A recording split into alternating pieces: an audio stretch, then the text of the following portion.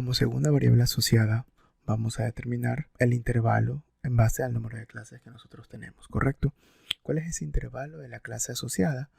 Bueno, como lo habíamos visualizado en nuestra tabla de frecuencia modelo, tenemos el número de intervalos, que es la primera columna, y cada intervalo en base a su número de intervalo en la segunda columna, ¿correcto? De nuestra tabla de frecuencias. Entonces, la longitud que ya la habíamos determinado, de hecho dijimos que la relación entre el rango y el número de clases nos da aproximadamente 1, y es el valor que tenemos aquí justamente como L. L es igual a 1. Aquí justamente en nuestro ambiente de visualización de datos. ¿Eso qué quiere decir? Que la diferencia o la longitud en cada intervalo es exactamente la misma independientemente del número de clase asociado. Yo sé que en total tengo 6 clases, ¿correcto? Y para cada clase tengo una longitud o una distancia.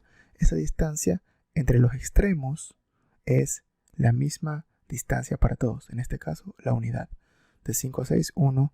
De 6 a 7, 1. Y así sucesivamente con los valores anteriores.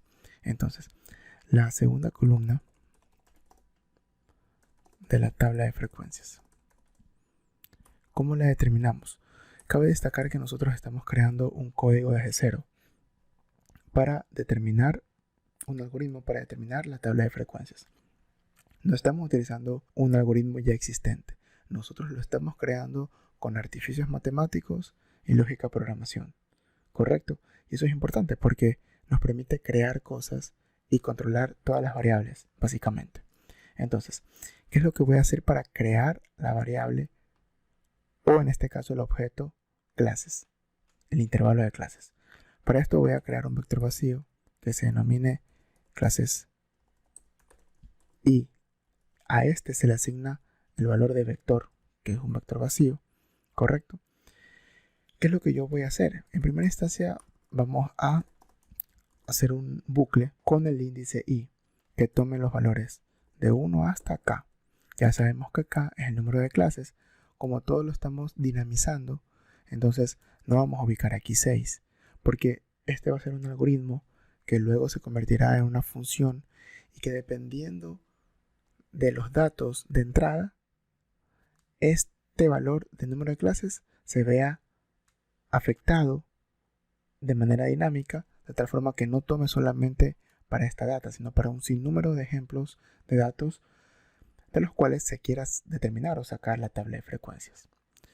Entonces, tengo aquí un bucle for i in 1 hasta k. Perfecto. ¿Qué es lo que hago ahora? Una condicional. Esa condicional la vamos a igualar a 1. Si es igual a 1, entonces que pase lo siguiente. Clases de i. ¿Cuál sería el índice i? 1. Perfecto. Se le asigna, es decir, a este objeto, en este caso variable, objeto, en la primera posición, porque cuando i tome valor de 1, se le va a asignar, ¿qué cosa? Perfecto. Trunc es para truncar los valores, el mínimo valor de los datos, de la data que yo tengo acá. ¿Eso qué quiere decir? Si nosotros lo ejecutamos aparte, nos va a salir lo siguiente.